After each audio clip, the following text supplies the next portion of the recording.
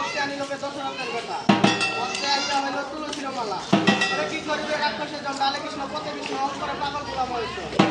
হে সন্ন্যাসী এবং তুলসী এবং তুলসী মালার জন্ম কথা হলো সমাপন।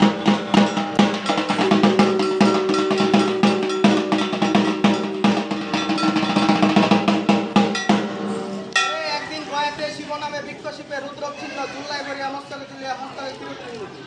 বাঁচিতে বাঁচিতে রুদ্রব ধরিলেন বলিয়া একমুখী রুদ্রব দুইমুখী হয় দুইমুখী রুদ্রব তিনমুখী তিনমুখী রুদ্রব চারমুখী হয় চারমুখী রুদ্রব পঞ্চমুখী ওরে যেজন রুদ্রবের জন্ম কথা না জানিয়া না শুনিয়া রুদ্রবের মালা বক্ষে ধারণ করে 100টা গোবর্ধন প্রার্থনা ছিল শুনো হে সন্ন্যাসীগণ রুদ্রব এবং রুদ্রবের মালার জন্ম কথা হলো সমাপন।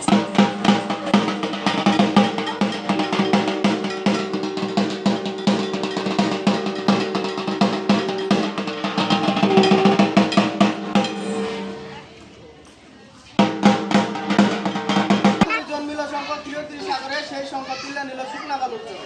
শুকনা বালুর চরে সংখ্যা গড়াগড়ি খায় হেনকালে গৌরী দেবী তা দেখিবার উপায় গৌরী দেবী দেখিয়া সংখ্যা তুলে নিলেন বটবৃক্ষের ডালে বটবৃক্ষের ডালে বসে গৌরীর সংখ্যে রক্ত মাংসে চিকিৎসা খায় সকালে শিল্প দুর্গা কইলা খেতে যায় ওরে ছায়া পাইবার আশায় গেলাম বটবৃক্ষের ডালে নীল সংখ্যা বাতাসে শিব দুর্গা বলে নীল সংখ্যা ভরিলেন চুল্লায় চুল্লায় ভরিয়া নিয়ে তুলে দিলেন কর্মকারে কর্মকারে তুলে দিলেন করাতের যখনই করাতে মারিল টান সংখ্যের চূড়া করে সিঁদুরের তোলা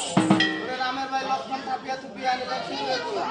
10 করা 5 করা বেচায় সিঁদুরের তোলা ওরে কি করবে ঘরে নাই রে সানবন পালে আছে বসু বলত কেনারে বেচিয়া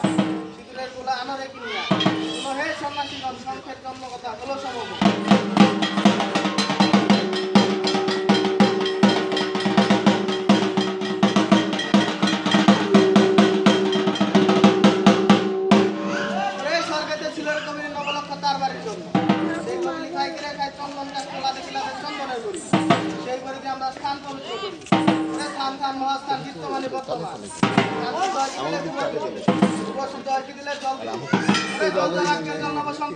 শুদ্ধ করে